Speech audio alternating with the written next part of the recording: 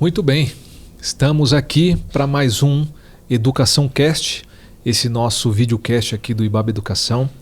E hoje teremos mais uma vez para nosso enlevo espiritual e de amizade espiritual, o pastor Cláudio Manhães.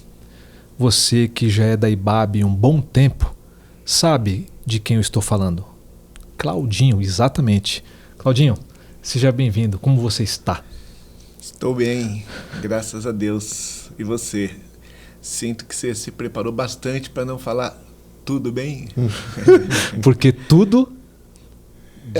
Dizem por aí. Muita coisa. Muito bem. Mas, Claudinho, chega mais um pouquinho próximo aí do mic, exatamente, para a gente conseguir ter a maior potência da sua voz. Mas, Edu, muito obrigado por mais uma vez aqui me acompanhar nessa nossa caminhada. Estamos juntos, irmão. Isso aí. Prazer. Gente, mais uma vez, a gente sempre tem que lembrar, se você chegou aqui, né, no nosso canal, nós estamos intencionalmente criando uma playlist, né, chamada Comunidade, porque a IBAB cada vez mais tem recebido novos membros e essas pessoas, esses irmãos e irmãs, querem conhecer os ministérios e também os seus respectivos ministros e ministras, pastores e pastoras.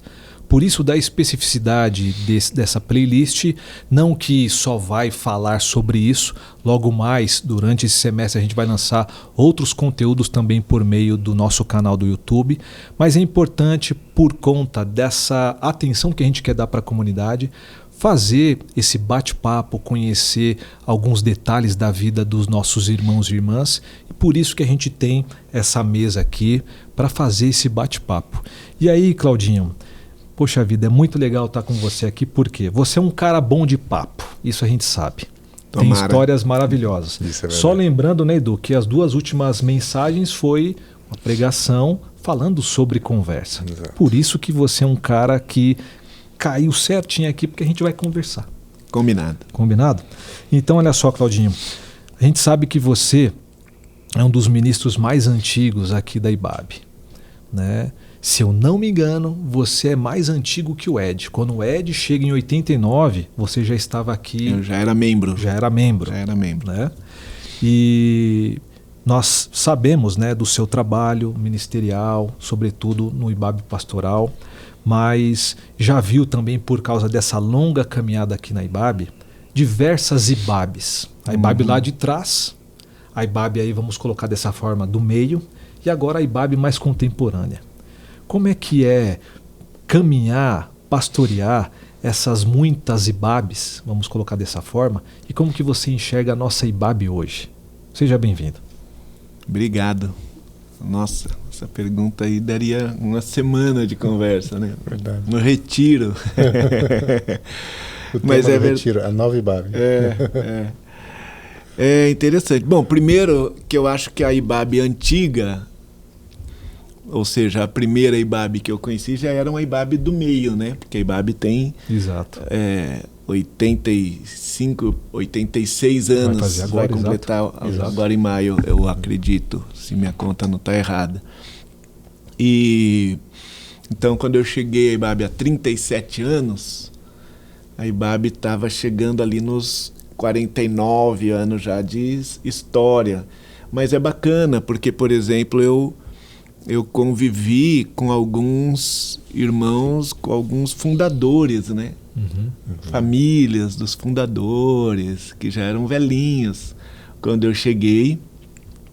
E quando eu cheguei, a IBAB, ela se reunia num auditório, um templo ali na Rua Clélia, que cabiam 200 pessoas, né? Então, eu acho que isso já diz muito, né? Eu costumo contar essa história, e não na perspectiva de como é pastorear, mas de ser pastoreado, tá certo? E por isso eu me identifico muito, inclusive, com quem chega hoje à IBAB e entende um pouco um tipo de dificuldade de quem chega numa igreja desse tamanho, porque eu tenho uma profunda convicção de que na primeira vez que eu fui à IBAB, todo mundo que estava lá sabia que eu estava lá pela primeira vez, sabia que eu era um visitante.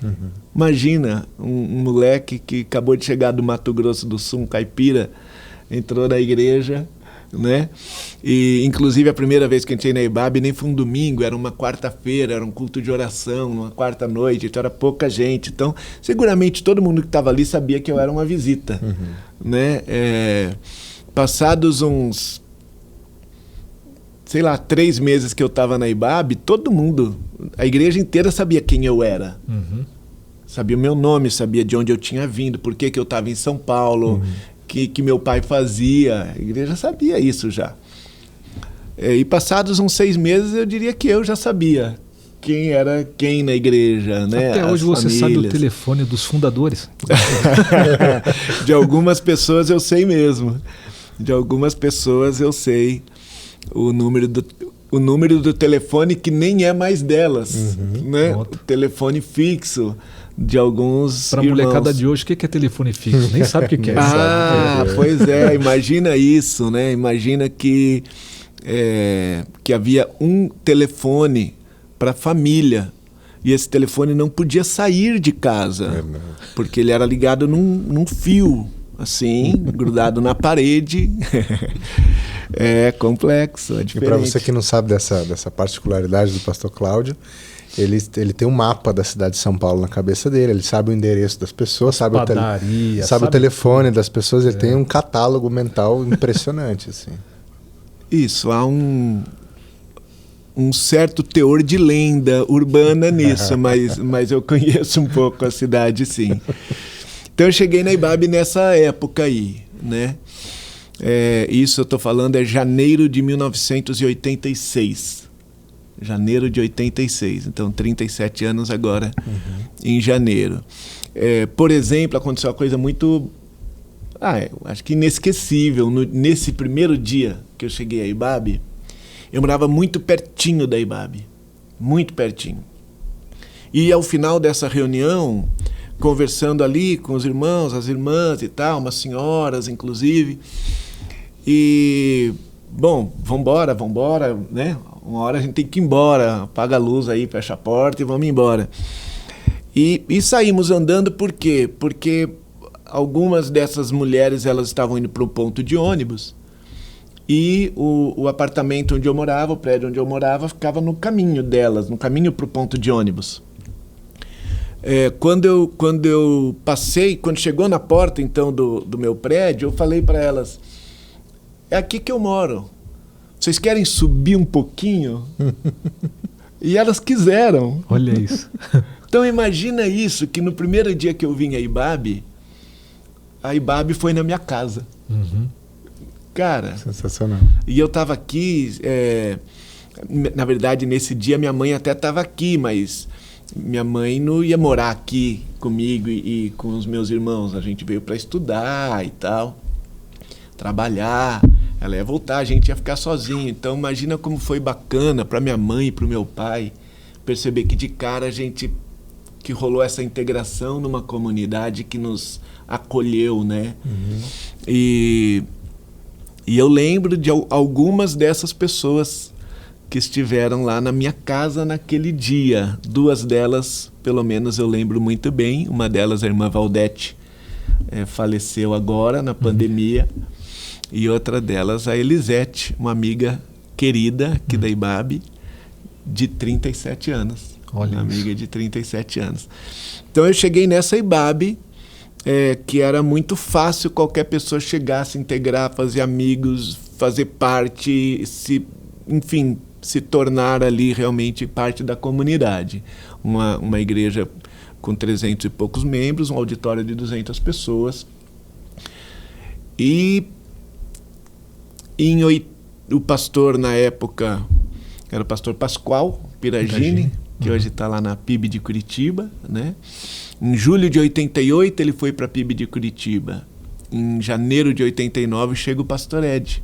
Janeiro de 89 chega o pastor Ed. E aliás, um testemunho muito bacana a respeito da IBAB é esse intervalo aí, esse semestre entre a saída do pastor Pascoal e a chegada do pastor Ed, Por quê? Porque não parecia que a igreja estava sem pastor. Entendeu? A igreja tinha uma liderança que assumiu naquele momento a igreja, conduziu esse processo de sucessão, vários irmãos que se revezavam no púlpito da igreja, nenhum deles era pastor, entendeu? Então tinha essa liderança na igreja bacana. Pastor Ed chega em janeiro de 89 e começa um crescimento que não parou mais, né? Que não parou mais até hoje. E em maio de 94 a gente sai da Rua Clélia e vai para um auditório alugado lá na Lapa. Esse é o boliche. Que a gente chama do boliche. O Ed gosta de chamar o boliche, né? E eu acho que a maioria das pessoas não sabem direito por que é isso, né? Por que é o boliche. Aperta a tecla SAP para nós. Isso. Outro dia eu conversei com um irmão que tinha certeza que naquele galpão, antes da IBAB, era um boliche. Inclusive, ele se lembrava do boliche. Ele disse que ele se lembrava, mas na verdade não era isso. É uma praça aqui na Lapa, perto do viaduto da Lapa, e nessa praça, do outro lado da praça, tinha um boliche. Tinha um boliche bacana lá. Então, por isso que alguns se referem àquele lugar como boliche. Mas o fato é que era um galpão para 500 pessoas. Para 500 pessoas. E a IBAB ali estava com 57 anos, que ela tinha passado num auditório para 200 pessoas. Eu, jovem, pensei, cara, se a igreja ficou 57 anos num lugar para 200 pessoas, agora a gente está num lugar para 500 pessoas, nós vamos ficar aqui pelo menos 100 anos. Certo? Né? Nós vamos ficar 100 anos agora aqui. Mas passados 3 anos, a gente não cabia mais lá. A gente não cabia mais lá. E a gente se mudou aqui para um lugar bem perto de onde a gente está hoje, né? Na Robert Bosch. Robert Bosch. E ali tinha um auditório para 800 pessoas. A gente não está falando da tenda ainda. Ainda não está falando da tenda. Estamos falando da Robert Bosch. 800 pessoas. Pensei eu, bom, tudo bem, ficou 57 anos lá na Rua Clélia, ficou represando o crescimento. Então, a hora que a gente saiu, deu esse boom. Mas agora vai acomodar, né? Agora vai acomodar. Mas passados 2 anos, a gente não cabia naquele auditório de 800 pessoas. Aí sim vem Aí vem a tenda. E, na verdade, aí eu acho que é bem importante falar do pastor Nobu. Porque todas essas mudanças que a gente fez... Obrigado, mano. Chegou uma água aqui, que ótimo. Todas essas mudanças que a gente fez, sempre quem achava o imóvel era o Nobu. E o Nobu, ele tinha um radar, cara. Ele tinha um olhar clínico, certeiro, né? E aí, em dado momento, o Nobu fala, olha, tem um terreno aqui atrás da gente... A gente faz divisa aqui, o imóvel que a gente está faz divisa com um terreno vazio. Vamos alugar esse terreno aí, vamos colocar uma tenda. Imagina, ninguém gostou da ideia. Você é louco. Mas hoje o Ed sente muita saudade da tenda. Todos nós. Todo mundo sente. Todos nós. A tenda se tornou nossa casa. A tenda foi um lugar muito especial. Mesmo muito e apesar especial. do calor, aquela coisa toda, né? O calor exagerado no chuva. verão, o frio exagerado no inverno. Cara, no calor não tinha jeito e ainda tinha um esguicho. Isso. Porque a gente pensou em várias maneiras de dar conta daquele calor, né? Então, o primeiro foi um ar-condicionado, mas... Imagina, dinheiro para um ar-condicionado, para uma tenda, não tinha a menor possibilidade. Aí, cara, alguém achou uns ventiladores gigantes, que tinham umas mangueirinhas de água que entrava nele, e ele jogava um vaporzinho assim. Cara, mas aquilo fazia tanto barulho. Na hora que ligava aquilo, parecia que a tenda ia voar, parecia que ligou o motor de um avião. Não tinha como. Aí, alguém disse que dava para fazer um esguicho... Externo, né? Externo, fora da tenda. que resfriava a lona e aquilo resfriava embaixo. Cara, eu não sei se alguém algum dia fez uma conta do custo-benefício daquilo lá. O custo era muito baixo, mas o benefício também, sem falar que era uma tenda. Volta e meia, aquele esguicho lá esguichava para dentro de alguma maneira, dava umas goteiras. Então, a hora que ligava aquilo lá, era a gente empurrando cadeira e tal. Mas era bom demais. E no inverno era a turma tirando o pé do chão, né? Porque o chão ficava gelado, não sei exatamente por quê. E a tenda cabia quantas pessoas? Então, quando a gente foi para a tenda, eram 1.200 cadeiras. Tá. 1.200 cadeiras. A gente montou a tenda em 99, que aliás foi incrível também, porque a igreja participou da montagem da tenda, entendeu? Tinha ali um profissional orientando, uma equipe profissional para fazer aquilo. Então todo mundo colocou a mão na massa. Cara, tinha legal. Sei lá quantos buracos tinha que cavar ao redor da tenda, onde iam ser chumbados os cabos que sustentavam a tenda, uns cabos de aço grossos. E a gente que cavou aqueles buracos, entendeu? Com um camarada que legal, lá. Cláudio, que legal. Nossa, e as irmãs cantando em volta, entendeu? Trazendo água pra gente, lanchinho. Foi um encontro da igreja, um dia gostoso, assim. A gente montando aquilo, a estrutura toda para depois a tenda levantar. 1.200 cadeiras. E a gente foi 99 a 2013 que a gente ficou na tenda. 14 anos então, né? Sim, porque agora em 23 vamos comemorar em setembro. 10 anos aqui. Agosto. Isso. Então, nesse intervalo, a gente foi ali com 1.200 cadeiras. Em algum momento a gente comprou mais 400 cadeiras. Então foram para 1.600. E no final a gente já estava com 2.000 cadeiras na tenda. Que é o equivalente ao que a gente tem aqui. É o que a gente tem aqui hoje. Quando a gente veio para cá, na verdade, ficou muito melhor o espaço para as crianças, né? Isso. Melhorou muito o espaço para as crianças. Mas o auditório ficou mais ou menos no mesmo tamanho. Ficou um auditório mais confortável, né? O Claudinho aí, saltando então para a IBAB de hoje. Tá, não, mas peraí, desculpa. Porque tem uns elementos aí, vamos lá. Voltando, porque tem a tua pergunta, tem a sua pergunta que você fez, né? A pergunta mesmo eu não respondi. Então, até um determinado momento dessa história de crescimento, né? Eu diria que a gente se conhecia, entendeu? A gente identificava as pessoas que estavam chegando, a gente conhecia pelo nome. Eu lembro que eu tinha era uma brincadeira, mas era com muita verdade, assim. Eu me arriscava, eu trucava numa situação. De vez em quando alguém me perguntava assim, alguma coisa do tipo, Cláudio, você sabe se na IBAB tem uma pessoa assim, assim, assada, chamada assim? Às vezes a pessoa ouvia falar de alguém, né, que era da IBAB. Sabe, na IBAB tem essa pessoa? Aí eu falava assim, olha, se existir essa pessoa na IBAB, eu conheço, ou a Neidinha conhece, ou o seu Noé conhece. Eu mandava essa. Eu mandava essa e normalmente funcionava, né? Se eu não conhecer, a Neidinha não conhecer, o Noé não conhecer, então não está aqui. Não está aqui essa pessoa, pode procurar em outro lugar. Mas chegou um momento que isso foi se tornando impossível, inviável, né? E aí eu diria que a IBAB hoje ela é, na verdade, um ajuntamento de pequenas comunidades, né?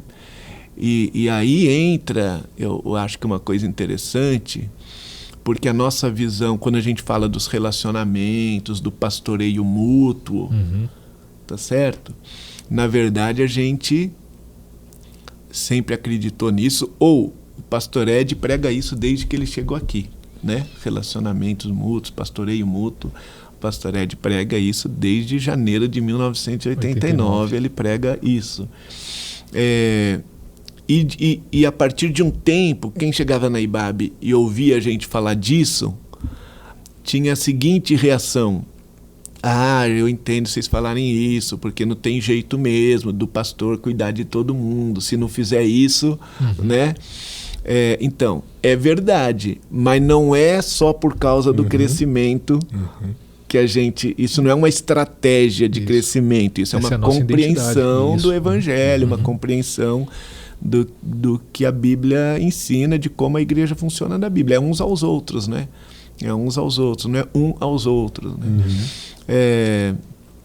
Então é engraçado, porque hoje, por exemplo, eu que celebro muitos casamentos, por exemplo, a maioria dos casamentos que eu celebro, eu não conheço ninguém que está lá. Olha isso. Né? Não conheço ninguém que está lá. Por quê? Porque a pessoa é da IBAB, mas ela às vezes está na IBAB há pouco tempo e ela não tem amigos na IBAB ainda, ela não tem nenhum convidado que é da IBAB. E se tem, também eu não conheço. Né? Então tem a ver. Então pastorear num contexto desse é bem diferente de você pastorear num contexto, né, de 200 pessoas, 300 pessoas que se conhecem, que se família, nome, sobrenome, né? Endereço. Aquela visitinha do café no fim da tarde. Nossa, aliás, a IBAB me acolheu nesse nível aí também, que eu era adolescente. Você é pastor de adolescentes, né, Edu? Cara, tinha muitas famílias na IBAB que encontravam comigo domingo e perguntavam assim... Você está se cuidando? Você está indo na escola? Você está se alimentando? Entendeu? Você está precisando de alguma coisa? Cara, esse sentido de comunidade é maravilhoso, né? Eu tinha isso todo domingo. Olha isso, que legal. Eu tinha isso todo domingo. Enfim. Boa. Claudinho, você é o responsável coordenador do IBAB Pastoral, que é um dos nossos ministérios que tem iniciativas voltadas para essa coisa da integração dos membros na comunidade. No IBAB Pastoral a gente tem o programa de novos membros, a gente tem os atendimentos pastorais, a gente tem o Celebrando a Recuperação. Então, para essa comunidade que é comunidade com a gente hoje, fala um pouquinho para a gente do funcionamento dessas iniciativas, desses programas, dessa questão dos atendimentos pastorais. A gente conversava sobre isso, né? Sobre as pessoas saberem que sim, que tem atendimentos pastorais e que a gente está com essa... A gente tem isso na nossa comunidade, o programa de novos membros, o Celebrando. Fala um pouquinho para a gente dessas... Bacana. Bem interessante, Edu, você falar isso, porque ali quando a gente tem justamente os encontros de novos membros, a gente fala da visão da igreja, e a gente fala dessa questão do pastoreio mútuo, dos relacionamentos, que é uns aos outros, que não é o pastor que cuida de todo mundo, que, né? Algumas pessoas podem ficar com essa sensação, né? Pô, então, mas quer dizer que se eu quiser falar com o pastor eu não posso, então... Não, de maneira alguma, pelo contrário, né? Não só com o pastor, mas com também outros irmãos que são conselheiros, né? Então a gente não se esquiva, não se isenta dessa responsabilidade, até porque a gente sabe que tem pessoas que não têm esse contexto de relacionamentos, tem muitas questões que às vezes a pessoa não quer tratar no contexto dos seus relacionamentos, tem muitas questões que o contexto dos relacionamentos não dá conta, às vezes os relacionamentos estão até afetados pela questão que precisa ali de um pastoreio, né? Então, assim, sim, todos os dias tem pessoas que vêm a IBAB, né, para uma conversa com alguém, né? Enfim, para pedir um conselho, para uma oração, para um encorajamento, uma direção, simplesmente ali trocar uma ideia que a ajude a pensar melhor no que ela está vivendo e tomar uma decisão. Então a gente tem isso. E dentro do IBAB Pastoral, você mencionou algumas coisas, a gente tem esse programa de integração de novos membros, são 8 encontros que a gente faz com todas as pessoas que estão chegando e, na verdade, todas as pessoas que chegam a esse ponto da caminhada e falar, eu quero me tornar membro da IBAB, né? E tem gente que faz isso assim que chega a IBAB. Tem gente que faz isso 3 anos depois. Né? Tem gente que chega a IBAB falando assim, ai, que legal, uma igreja bem grande, aqui eu posso ficar no meu cantinho, aqui ninguém vai falar comigo, graças a Deus. Não, isso é tão verdade que quando nós estamos ministrando um dos temas da classe de novos membros, a gente pergunta quanto tempo de IBAB você está e tem alguns 5, 6, 7, ou seja, a gente deixa muito à vontade nesse sentido. Né? Perfeito, perfeito. Então... E, desculpa, o programa de novos membros acontece o ano inteiro. O ano inteiro. O ano inteiro. A pessoa tem a oportunidade de entrar no programa, fazer esses 8 encontros, a gente faz uma conversa pessoal com cada pessoa que quer se tornar membro da IBAB. Isso dá um trabalho, As assistentes buscando. Tem tempo aí, pastor? Dá um trabalho. Em termos de agenda, né? E assim, e é uma coisa que a gente não precisaria fazer, no fundo, né? Mas a gente acha importante fazer, a gente quer fazer. Muito bom isso, muito bom. E particularmente, eu diria que nesses encontros pessoais com os novos membros, eu vivo alguns dos momentos mais inspiradores e gratificantes da minha vida pastoral. Ouvindo o que Deus está fazendo na vida das pessoas na nossa igreja, que a gente não sabe. Né? Deus faz coisas maravilhosas, né? Maravilhosas mesmo, de restauração, de encorajamento, de libertação de raciocínios enganosos e cativeiros da mente, né? Enfim. Fora a oportunidade de conhecer pessoas muito legais, né? Eu me lembro de uma entrevista de novos membros que eu fiz, que eu conversei com um cara que trabalhava numa fábrica de pianos. E eu nunca conheci ninguém que mexesse com piano dessa forma, e era o trabalho do cara e eu achei super legal. Então a gente vai sendo exposto, vamos dizer assim, né, a diversas realidades e contextos que talvez no nosso dia a dia nos passem assim de longe. E esse contato é muito legal, né? Exatamente, exatamente. É incrível, incrível. Então a gente tem esses programas, o Celebrando a Recuperação, programa que acontece toda quarta-feira à noite na IBAB, que é um lugar que eu diria qualquer pessoa pode fazer bom proveito do Celebrando a Recuperação. Mas faz a recomendação que a gente fala nas nossas reuniões ministeriais, que precisa no mínimo 4 encontros, vou chegar lá. Né? O Celebrando é esse lugar, um lugar seguro para você lidar com qualquer questão da sua vida que você queira lidar. Uma memória que machuca você, um jeito de se relacionar que você não consegue mudar, um hábito que você tem e não gosta de ter, né? Uma dor, uma memória que te machuca. É um programa baseado nos 12 passos, né, que são a base de todos esses grupos de apoio, né, Alcoólatras Anônimos, Narcóticos Anônimos. E ele foi adaptado junto com 8 princípios das bem-aventuranças num programa cristão para qualquer pessoa que queira lidar com algo seu, né? É um lugar que você vai falar, outras pessoas vão ouvir, ninguém vai dar pitaco, ninguém vai dar conselho, ninguém vai dar sugestão. É um lugar seguro, ninguém vai te né, julgar. Cláudio? É um lugar seguro. Faz 15 anos que a gente tem o Celebrando na IBAB e os testemunhos são maravilhosos. Assim, muitas famílias da IBAB e de fora da IBAB são abençoadas por esse ministério, que aliás é uma característica nossa, né? Quando a gente falou, por exemplo, aí dos pastores que atendem outras pessoas, dos aconselhamentos, eu atendo muita gente que não é da IBAB, muita gente que não é de igreja nenhuma. Exato. Né?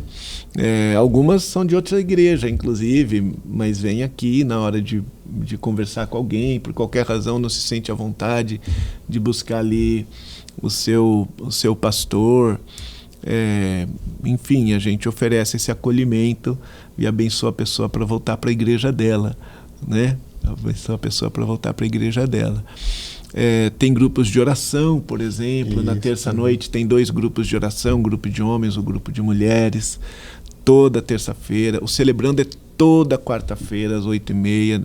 Faça chuva, faça sol, é Natal, mesmo. Carnaval, não importa que dia seja do ano, se é quarta-feira, tem celebrando.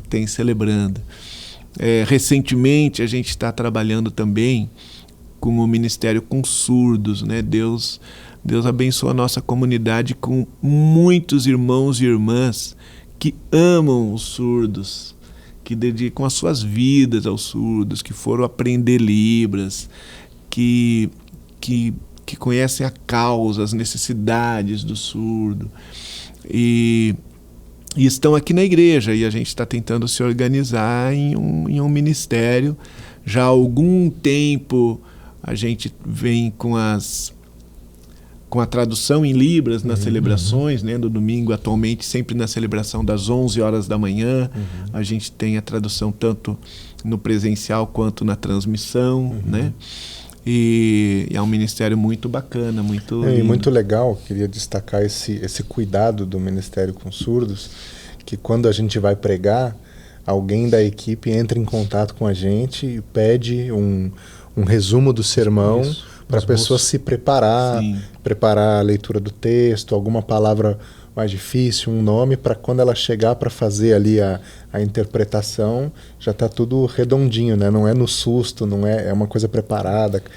É um cuidado muito bonito de ver, assim. Eles têm muito zelo. E, aliás, Edu, é muito bom você falar isso, porque eu acho que vale a gente fazer um registro aqui, Roberas.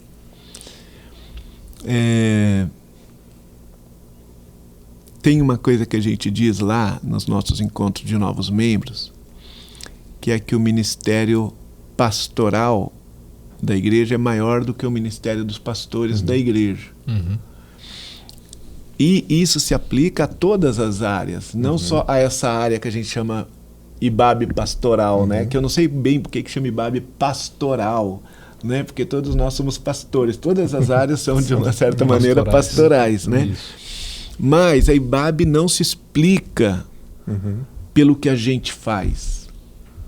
É um organismo vivo que está aí. E é muita gente que serve na IBAB, mano. Esses irmãos que a gente chama de voluntários, né? Esses irmãos que têm um trabalho voluntário na IBAB, via de regra, eles fazem o que fazem com tanta dedicação, com tanto amor. Tira por uma semana os voluntários da IBAB. Tira por uma semana todos os voluntários da IBAB. Acaba. Não existe IBAB sem as pessoas que servem com a gente, né? Belíssimo registro. Que servem com a gente. E sempre foi assim, né? Sempre foi assim, não é de hoje. Mas à medida que a IBAB foi crescendo, isso se tornou absolutamente imprescindível, né? Imprescindível. E a gente tem muita gratidão, né, pela vida desses irmãos e irmãs aí. Eu, particularmente, se não fossem esses irmãos que arregaçam as mangas juntos aí, pelo amor de seja Deus pela vida desses irmãos e irmãs, é isso mesmo. Obrigado, Senhor. Ô Claudinho, um outro registro que a gente precisa deixar para o ministério que foi evocado aí pelo Claudinho, dos nossos irmãos e irmãs surdos e surdas, a própria Rebeca Nemer, que nos ajudou muito. Sim, verdade. Esse registro aí. Sem dúvida, na passagem dela, eu acho que inclusive ela ajudou muito a gente a ter um pouquinho mais de consciência, né, a respeito da importância da gente ter esse olhar, ter essa atenção, ter esse cuidado, ter esse amor, né? Ter noção, né? Porque às vezes a gente é sem noção das coisas. Esse mancol, né? Isso. E foi legal que ela ensinou umas palavras para a comunidade toda, né? Então, assim, foi um jeito de dar visibilidade, né? E de trazer essa questão das Libras para todo mundo, né? Entendendo que todo mundo pode e deveria, de alguma forma, ter pelo menos um basicão ali, um bom dia, um obrigado, uma coisa. Sem porque dúvida. Uma outra língua, né? O número de pessoas surdas que a gente recebe aqui é alto, né? A gente teve que separar um espaço no auditório para eles, ter esse cuidado nas transmissões e tudo. Então foi muito legal ter toda a comunidade exposta a isso, né? Foi muito importante. Outra língua, outra cultura, né? Outro tudo que a gente precisa encontrar um jeito de acolher. O Claudinho, falando de cuidado, né, acolhimento, uma das marcas da nossa comunidade também, além da mutualidade, é o serviço. Isso está no DNA da nossa comunidade. E um dos primeiros episódios aqui do Educação Cast foi exatamente encabeçado pela Silvia Kivitz, nossa querida irmã Silvia Kivitz, falando da campanha de Natal do ano passado, né? E isso me leva ao seguinte pensamento, que vai virar uma pergunta para você, que é esse cuidado que você também tem e encabeça com a doação de sangue. Eu acho que ninguém te elegeu, mas foi orgânico essa coisa, e também é maravilhoso. Como se deu isso, Claudinho? Porque é automático a associação doação com você. Como que aconteceu isso? Pois é, eu vou te dar a resposta mais precisa para essa pergunta, cara. Não tenho a menor ideia como que isso aconteceu. Eu não lembro quando foi a primeira doação de sangue que a gente fez, eu não lembro por que eu comecei a fazer isso, mas eu sei que de fato é uma causa que eu até me ressinto assim de não me dedicar mais a ela, né? Porque, eu penso assim que é uma coisa tão simples da gente fazer. Se tem um negócio que não custa nada, é isso. É você ir lá no endereço de um hemocentro, sentar, né? Sentar lá por meia hora enquanto sai um sangue teu lá, comer um lanche que os caras te dão, né? Tomar um suquinho e ir embora. Ou até vir a IBAB, né? Que já teve casos de a gente Sim, fazer... a gente já teve algumas vezes na IBAB, isso se tornou mais difícil. Teve um momento que a vigilância sanitária proibiu essas coletas externas, colocou ali regras que certamente são necessárias. Hoje, eu acho que o único hemocentro que faz é a Fundação Pro Sangue, do HC.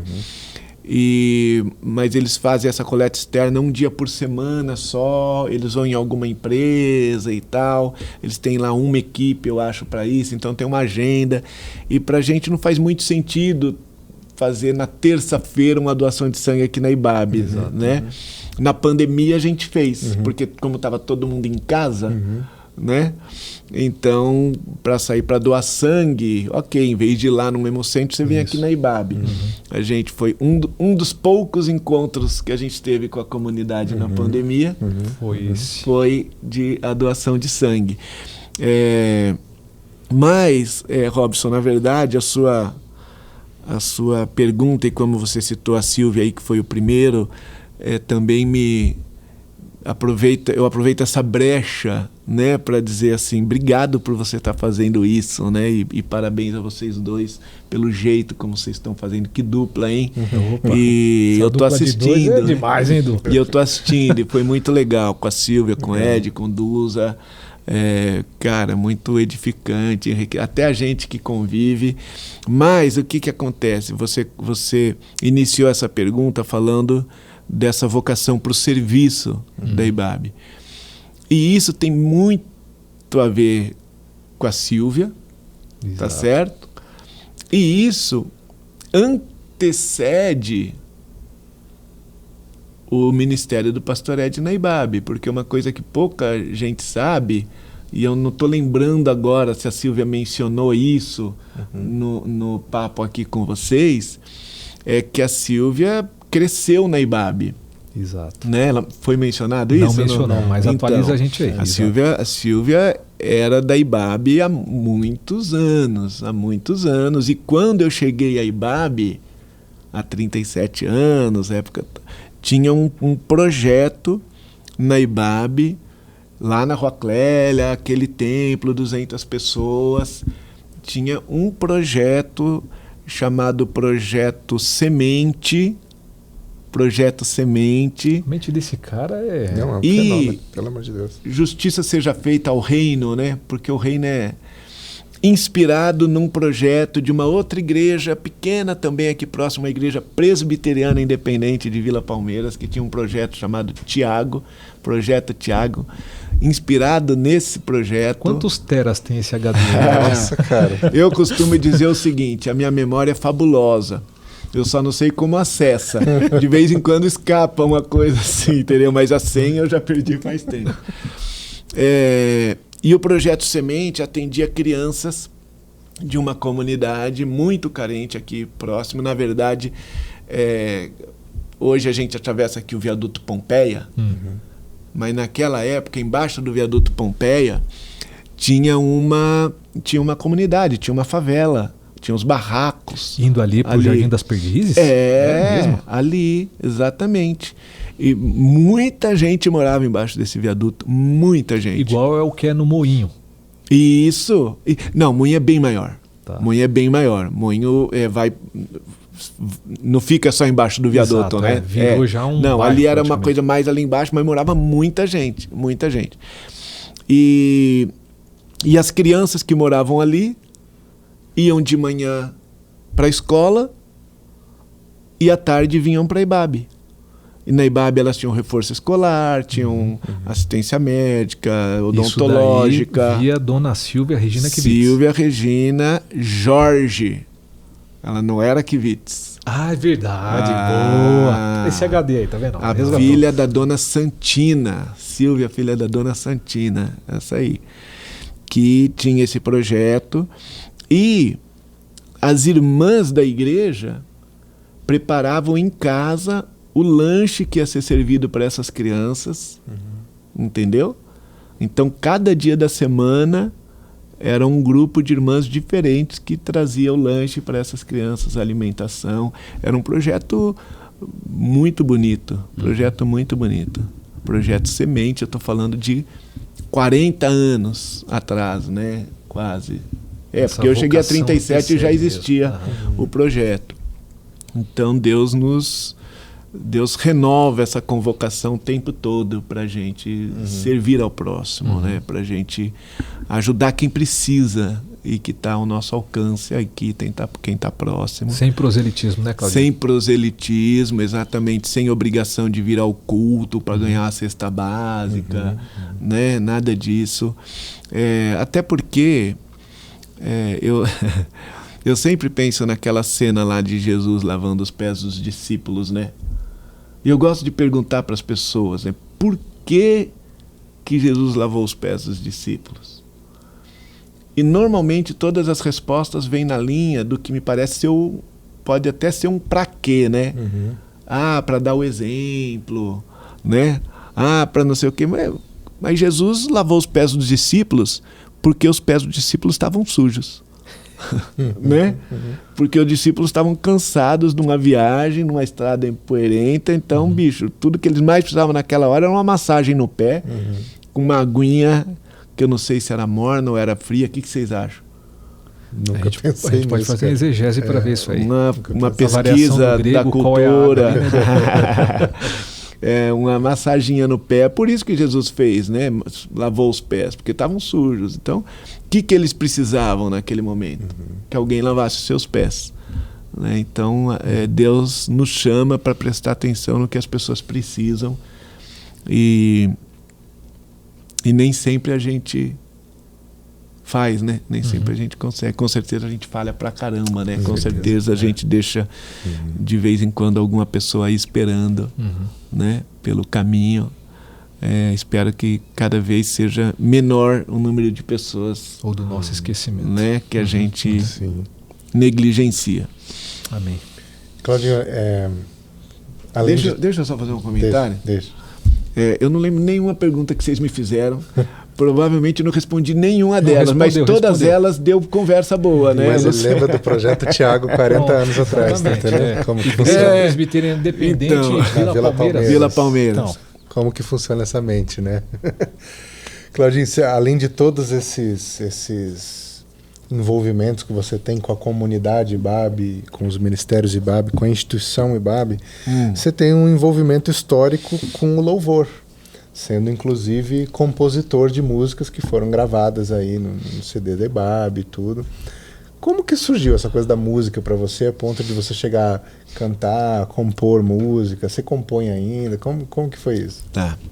achei legal que você falou assim, você chegou a ser compositor de músicas que foram gravadas. Ok, isso é verdade, né? Porque se você parasse assim, você é compositor, eu ia falar, não sou.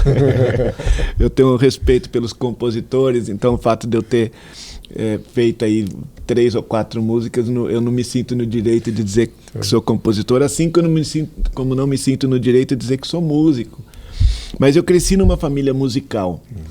Minha mãe é professora de música, professora de piano. Minha irmã é uma pianista incrível, Olha, a Luciana. A sua irmã está lá em Moema? A Luciana, ela trabalha na Igreja Presbiteriana de Moema e trabalha também no Mackenzie. Mackenzie também? No Mackenzie. O Mackenzie tem lá na IPB é com o Neizinho. O Neizinho tá com ela? Neizinho, ela levou o Neizinho pra lá, né? Ela foi levando a gente pra lá.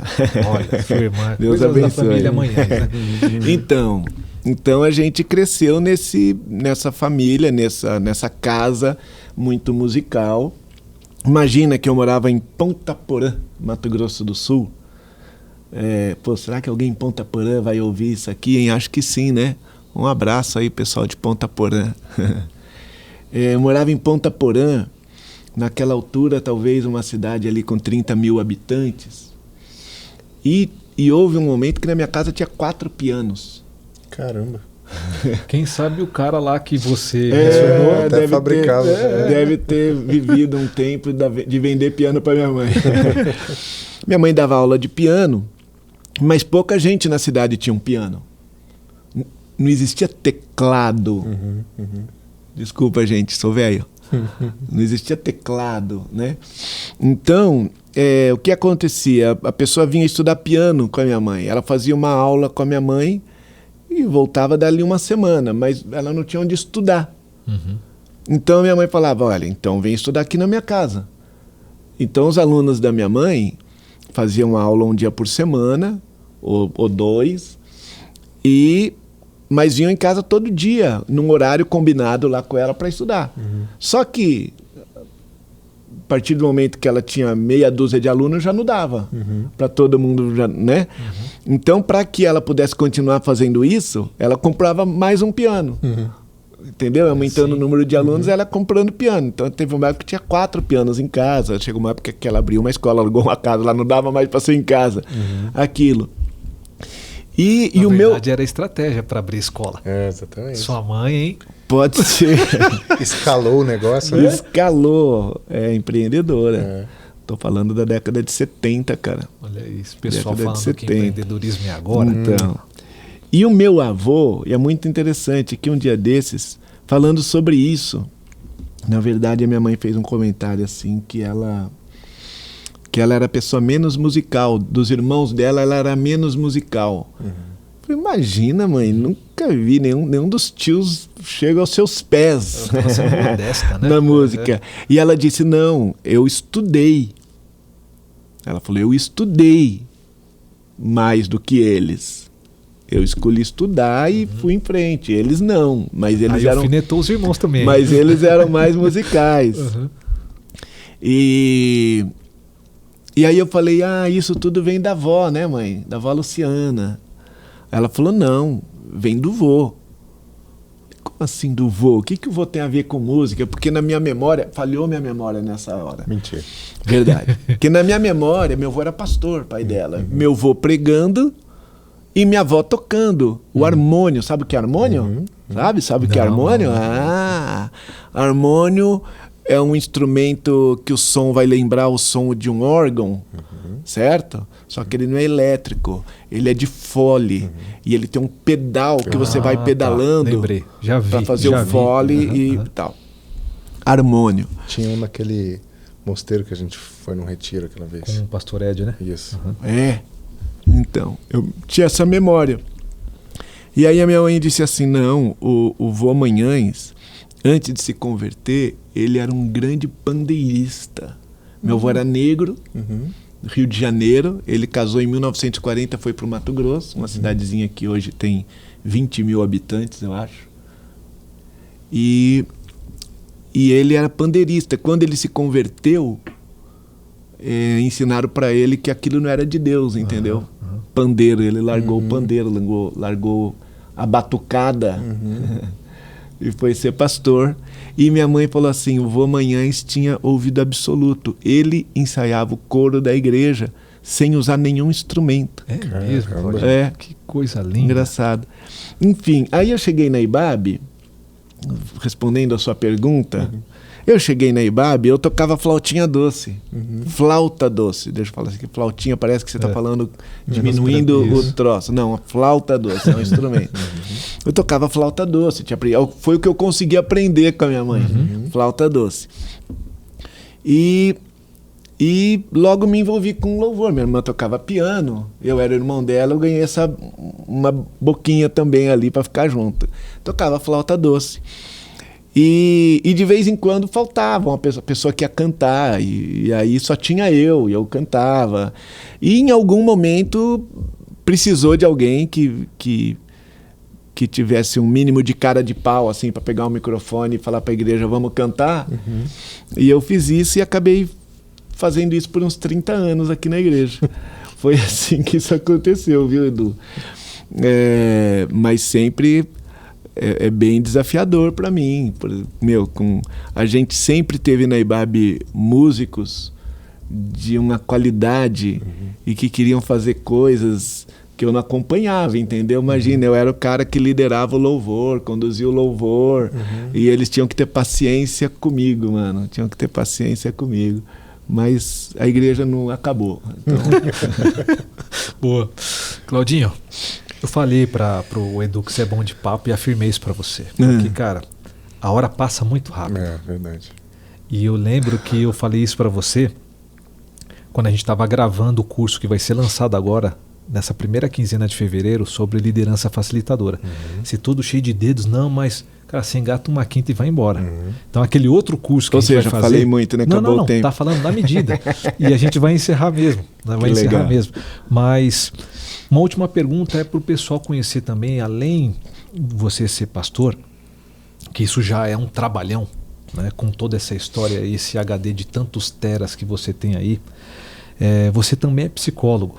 É verdade. Você também tem lá seu consultório e atende.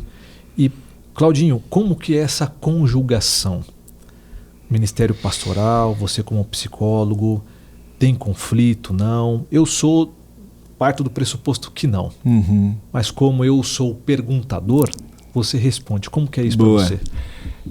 Se tivesse conflito eu não conseguiria fazer, né? E na verdade eu demorei muito para fazer isso. E não é nem que eu adiei isso, eu nem considerava essa possibilidade, porque eu imaginava que haveria um conflito. E, na verdade, não é nem um conflito conceitual, mas por muitos anos, volta e meia alguém falava para mim, alguém que me conhecia bem, alguém da comunidade, algum conselheira minha, dizia, puxa, você precisava estudar psicologia, a sua cara, não sei o quê. Mas na minha cabeça, o que vinha nessa hora era a lembrança de colegas pastores que tinham estudado psicologia e tinham deixado de serem pastores. Entendeu? Eu falava, não quero que isso aconteça comigo, eu não quero deixar de ser pastor, cara. Né? E eu tinha então essa, conforme uma abordagem aí da psicologia diz, essa crença limitante, né? Tinha essa crença limitante aí. Ali por volta de 2004, 2005, numa dessas crises que uma hora chegam, né, na vida da gente, eu fui fazer terapia. Foi a primeira terapia que eu fiz. Fui fazer terapia com a doutora Marli Giometti, uma querida membro da nossa igreja, que aliás eu acho isso um lance, uma informação incrível, assim, que eu como pastor da IBAB eu consegui, ou ela conseguiu, né? A gente conseguiu. Ela é uma pessoa tão maravilhosa que eu me senti à vontade de fazer terapia com ela, mesmo ela sendo membro aqui da nossa comunidade, membro da igreja e tal. Mas eu estava vivendo essa crise, fui lá fazer terapia com a Marli, e num determinado momento daquele processo terapêutico, o que eu senti, eu pensei, eu lembro disso, não vou lembrar a data, tá, Edu? Mas eu lembro que eu sentado ali, não sei nem o que ela estava falando, eu não lembro, não vou lembrar nunca. Por quê? Porque enquanto ela estava falando, eu pensei assim, cara, se um dia eu fizesse isso que essa mulher está fazendo comigo, isso que ela está fazendo por mim, se a minha vida fosse fazer todo dia, o dia inteiro, isso que ela está fazendo aqui, eu não ia me afastar nem 1 milímetro do centro da minha vocação. Entendeu?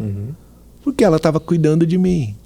Ela estava me ajudando a viver, a encontrar um caminho, né? E eu acho que foi naquele momento ali que eu decidi estudar psicologia. Eu tinha vontade de estudar, de fazer um curso, né, de ter aí uma experiência acadêmica fora desse contexto da igreja, da teologia e tal. E eu falei, psicologia. Psicologia. E é muito legal, agrega muito a minha atividade pastoral, né? Até porque antes de fazer a psicologia, teve um momento que aconteceu o seguinte, né? Tinha alguns psicólogos aqui na igreja, na verdade algumas psicólogas, entre elas a própria Marli, a Roseli, que é uma querida que coordena nosso curso Comunicação no Casamento. E de vez em quando, como elas eram pessoas de muita confiança, eu me sentia à vontade para compartilhar com elas algumas questões de aconselhamento, algumas questões que eu estava acompanhando e que eu estava achando difícil. E eu comecei a perceber como a formação que elas tinham as ajudava. A formação as ajudava. Agora tem um Pasquale que é isso, né, Edu? Também tem isso aí, pessoal. Isso, tá elas me ajudavam. Elas me ajudavam. Elas conseguiam muito me ajudar a entender e me ajudar a ajudar as pessoas. Então, foi o frigir desses ovos aí que me estimulou.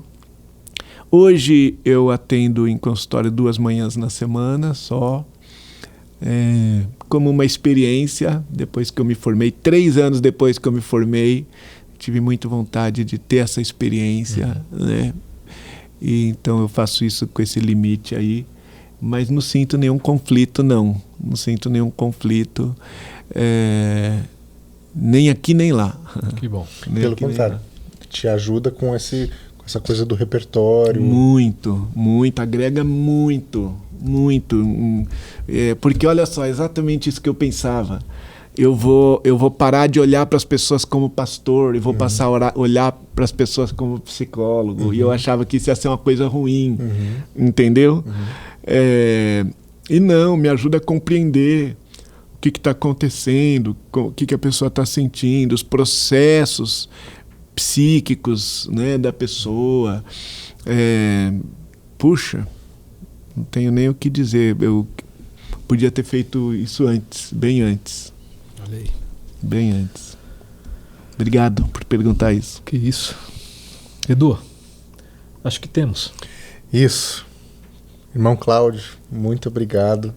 Eu que agradeço. Foi uma alegria ouvir da sua história, um pouco do seu coração, apresentar isso para uma parcela da nossa comunidade que não teve esse acesso e essa vivência contigo. Então, muito importante esse tempo.